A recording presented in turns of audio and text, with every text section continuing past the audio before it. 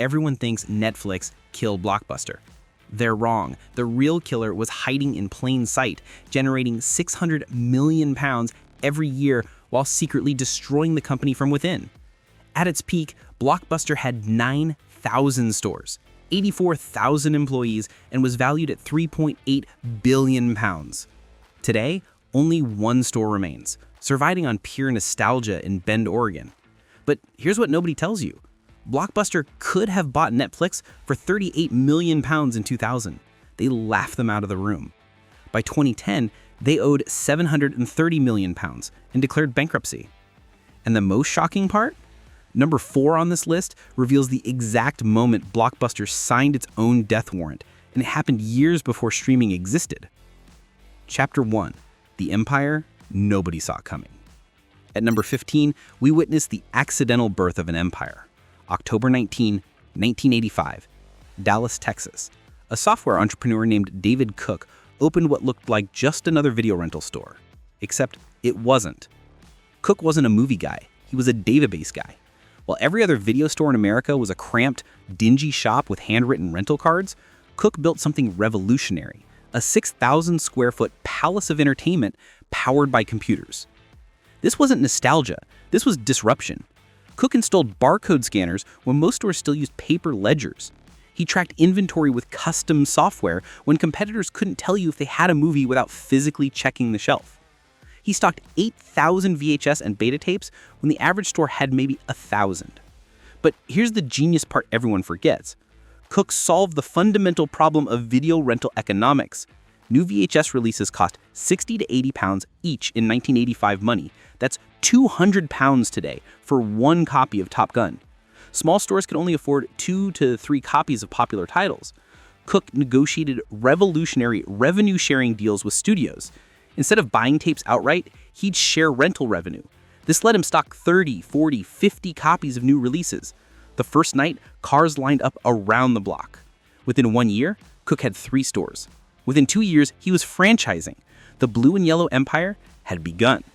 If you remember racing to Blockbuster on Friday after work to grab new releases before they disappeared, smash that subscribe button. We're exposing the truth about the death of physical media. Chapter 2: The Addiction Economy. Number 14 reveals Blockbuster's real business model: engineering addiction. By 1994, under Wayne Huizenga's leadership, Blockbuster wasn't selling movie rentals. They were selling dopamine hits disguised as family entertainment. The store layout was psychological manipulation perfected. You entered and immediately faced the new release wall. 45 copies of the latest Hollywood blockbuster, covers facing outward, impossible to ignore. This wasn't organization. This was engineered desire. Studies showed the average customer spent 13 minutes browsing before renting. Blockbuster maximized those 13 minutes. Wider aisles than necessary so you'd wander longer. End cap displays with staff pics to catch your eye. The kids section visible from everywhere so parents couldn't escape without a Disney VHS. The membership card created belonging. That blue and yellow card in your wallet meant you were part of something. When the clerk scanned it and said, "Welcome back, Mr. Johnson," you felt recognized. This wasn't commerce. This was community. But the real addiction was the ritual. Friday night, finish work, drive to Blockbuster, walk those aisles, smell that unique combination of plastic cases, carpet cleaner, and popcorn.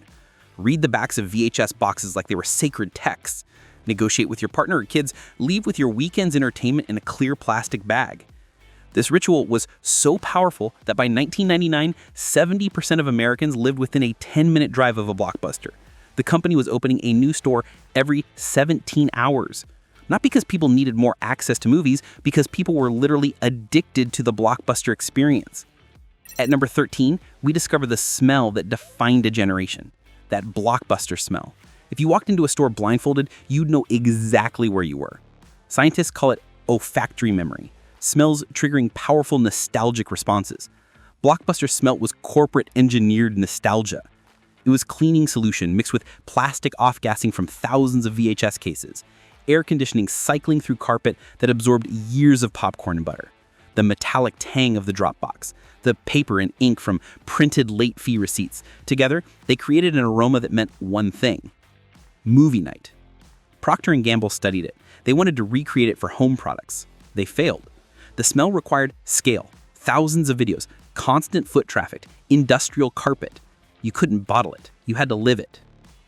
Chapter 3. The Weapons of Profit. Number 12 exposes the 600 million pound secret weapon. Late fees. This is it. The real killer. Not Netflix, not streaming, late fees. Blockbuster generated 600 million pounds annually from late fees. That's 16% of total revenue from customer punishment. They called it extended viewing fees in corporate documents. Customers called it theft. The psychology was diabolical. Rent a new release for £3.50, return it 1 day late, another £3.50. 2 days, £7. A week late, you've bought the movie. But here's the cruel twist. You didn't own it. You'd paid £24.50 to rent a movie you could have bought for $15. Former employees revealed the training. Always mention late fees at checkout. Create urgency. The computer system was programmed to calculate maximum late fee extraction. Popular movies had shorter rental periods. New releases were automatically one-night rentals during weekends. Reed Hastings founded Netflix after a £30 late fee on Apollo 13. That single late fee created Blockbuster's executioner. The irony is perfect. Blockbuster's profit center became its death sentence. Number 11, the franchise exploitation system. While corporate Blockbuster made headlines, 40% of stores were franchises and corporate was bleeding them dry. Franchisees paid £25,000 to £50,000 upfront plus 7% of gross revenue. But corporate controlled everything: inventory, pricing, store layout, even which movies to stock. Franchisees took all the risk with none of the control. When DVD emerged, corporate forced franchisees to buy expensive DVD inventory while VHS sales collapsed. When Netflix threatened, corporate demanded franchisees match online prices while maintaining physical store costs. When streaming arrived, corporate offered no support, no strategy, just demands for more fees. Internal documents from 2008 show franchise stores were profitable while corporate stores hemorrhaged money. But corporate killed profitable franchises to maintain the illusion of control. They'd rather die commanding an empire than live managing a sustainable business.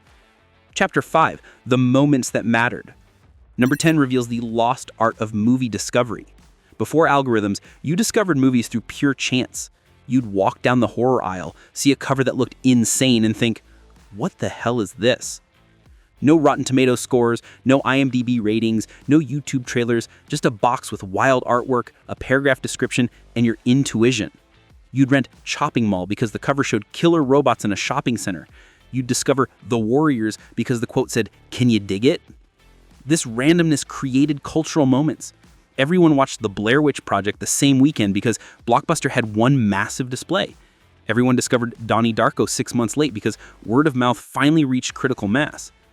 Blockbuster employees were cultural curators, not algorithms, actual humans who watched movies obsessively. They'd recommend Memento while you're checking out. They'd warn you that Battlefield Earth is unwatchable. They created taste. Today's Netflix algorithm shows you what you already like. Blockbuster's chaos showed you what you never knew existed. Number 9, the weekend transformation ritual. Friday at 5 p.m., Blockbuster's nationwide transformed from quiet stores into suburban battlegrounds. The new release wall would be stripped bare by 7 p.m., parents negotiating with kids in the Disney aisle, teenagers sneaking into the horror section, couples having relationship-defining arguments about comedy versus action. The unwritten rules everyone knew. Never take the last copy of a new release without checking if someone's coming for it. Always rewind. Don't open the case in your car. Wait until you're home. Check behind boxes for hidden returns that hadn't been reshelved. Sunday morning meant the returns rush, people dropping off Friday rentals creating new availability. Experienced renters knew to arrive at 10:15 a.m. after returns were processed before afternoon crowds. Sunday was desperation day. Everything good was gone. You'd settle for your 7th choice or revisit an old favorite. The Sunday compromise shaped viewing habits, forcing people to try movies they'd normally skip. Chapter 5, the digital disruption. Number 8 chronicles the $38 million mistake. Year 2000. Netflix is hemorrhaging money. Reed Hastings and Mark Randall fly to Dallas with a proposal. Blockbuster buys Netflix for £38 million. The Blockbuster executives literally laughed. John Antioco, Blockbuster CEO, reportedly called it a very small niche business. They showed Hastings and ran off the door. But here's what nobody discusses. Blockbuster was right at that moment. Netflix had 300,000 subscribers, losing money on every shipment. Blockbuster had 60 million active members, generating billions. The math said Netflix was worthless. The mistake wasn't rejecting Netflix, it was misunderstanding what Netflix represented. Not DVD by mail, but the death of friction. No driving, no late fees, no sold-out movies. Netflix removed every pain point Blockbuster created to generate revenue. Number 7. The streaming revolution nobody saw coming. 2007, Netflix launches streaming. 1,000 titles, terrible quality, constant buffering. Everyone said it would fail. Blockbuster's response? Americans want the full experience, special features, better quality, the physical product. They launched their own streaming service in 2008 through partnerships. It was actually better than Netflix initially. Newer movies, better selection, but Blockbuster made it complicated. You needed a special box, different pricing tiers. Some movies streamed, others didn't, still had late fees for digital rentals. They took the simplicity of streaming and added back all the friction Netflix removed. Meanwhile, Netflix kept it simple. One price, watch anything, no limits.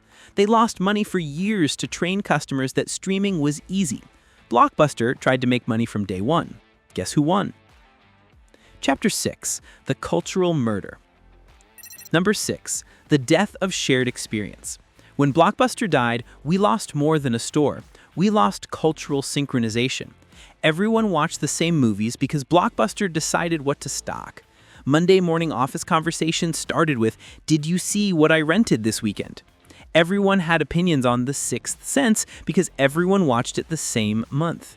Blockbuster created mainstream culture through scarcity. 40 copies of a new release meant 40 families watching it that weekend. Those families talked to neighbors who then rented it next weekend. Culture spread like a virus through physical media. Today, Netflix has 15,000 titles in the US. Nobody's watching the same thing. We've gained infinite choice but lost communal experience. The water cooler moment died with the video store. Number 5 exposes the employee knowledge extinction. Blockbuster employees weren't just clerks, they were walking IMDb databases before IMDb existed. They knew that the director of The Shawshank Redemption also directed The Green Mile. They could recommend 6 movies if you like The Matrix. They remembered you rented Gladiator last month and suggested Braveheart. This was human curation, not based on viewing data or collaborative filtering, but actual human knowledge and taste. The weird kid who worked Tuesday nights introduced your entire town to anime. The film student who worked weekends got everyone into foreign cinema. These employees shaped cultural taste more than any algorithm ever could. They were terminated without severance when stores closed. Their knowledge, years of recommendations, connections, and culture deleted overnight. Chapter 7. The Last Stand. Number 4. The exact moment Blockbuster committed suicide. 2005. John Antokio, Blockbuster CEO, finally gets it. He eliminates late fees, launches Blockbuster Total Access, return online rentals to stores for free in-store rentals. It's working. They're stealing Netflix customers. Then Carl Icahn happens. Icahn, a corporate raider, takes control of Blockbuster's board. He fires Antokio for spending too much on digital. Brings in James Keyes, a 7-Eleven executive who thinks Blockbuster should sell merchandise, not compete online. He immediately reverses everything, brings back late fees, cuts digital investment, focuses on selling popcorn and candy. He literally says Netflix is not even on our radar screen. 2007, Netflix has 7 million subscribers, Blockbuster Online has 3 million and growing fast. 2008, Keyes kills Blockbuster Online to focus on stores. 2009, Blockbuster stock worth 0.17 pounds. 2010, bankruptcy. Carl Icahn made 184 million pounds shorting Blockbuster after destroying it. The perfect corporate murder. Number 3, the undead years. 2011 to 2013. Dish Network owns Blockbuster's corpse and doesn't know what to do with it. They try everything. Blockbuster at-home streaming service fails immediately. Blockbuster kiosks to compete with Redbox? Nobody cares. By mail service restart? Everyone's already on Netflix. The remaining stores become post-apocalyptic. Empty shelves, one employee managing everything, new releases from 6 months ago. The smell changes. Less plastic and popcorn, more dust and defeat. Customers who visit describe profound sadness. The Blockbuster they remember is gone. This is necromancy, animating a corpse that should rest in peace. January 2014, Dish announces all remaining corporate stores will close. The empire that once commanded Friday nights across the planet dies with a corporate press release. Number 2, the Museum of Lost Fridays. Today, one Blockbuster remains. Bend, Oregon, population 100,000. It's not really a video store anymore, it's a museum where you can still rent the exhibits. People fly from Japan to rent a DVD they could stream at home. They buy last Blockbuster merchandise. They take selfies with the Dropbox. Sandy Harding, the manager, has become the guardian of nostalgia. She keeps late fees because that's part of the experience. She maintains the same layout from 2000. She refuses Netflix's offers to buy the store for their documentary. The store survives on what Blockbuster lost: community. Locals support it because it's theirs. Tourists visit because it's the last. It's profitable because it's singular. The very things that killed Blockbuster, inefficiency, physicality, friction, keep this one alive. Number 1. What really died with Blockbuster. We didn't just lose a store. We lost the last ritual of intentional entertainment. Going to Blockbuster required commitment. You showered, got dressed, drove there. You invested time before watching anything. This investment created value. The movie mattered because you worked for it. You watched what you rented because you paid for it and it was due back tomorrow. No starting 5 movies and finishing none. No scrolling Netflix for an hour then going to bed. You chose, you committed, you experienced. The constraint created satisfaction. Limited selection meant you could actually choose. 3-day rental meant you actually watched. Closing time meant you actually left the house. We traded all of this for convenience. Infinite selection we can't navigate, always available so never urgent, no commitment so no satisfaction. We can watch anything, anytime, anywhere, so nothing feels special anymore. Blockbuster didn't die from technology. It died because we chose convenience over experience, efficiency over ritual, algorithms over humans. We got everything we wanted and lost everything we didn't know we needed. Blockbuster's death wasn't a murder, it was assisted suicide. They killed themselves with late fees, corporate greed, and technological denial. Netflix just happened to be standing there when they pulled the trigger. But we pulled a trigger too. Every time we chose convenience over community, streaming over searching, algorithms over accidents, we killed something we can't get back.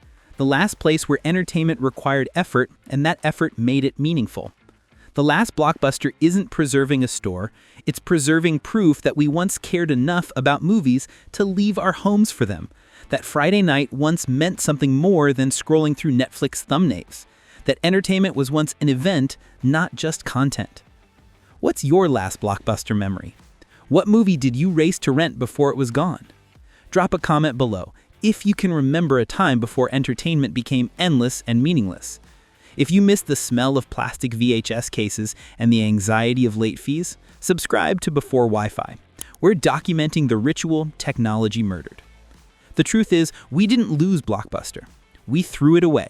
And now we're drowning in the convenience we thought we wanted.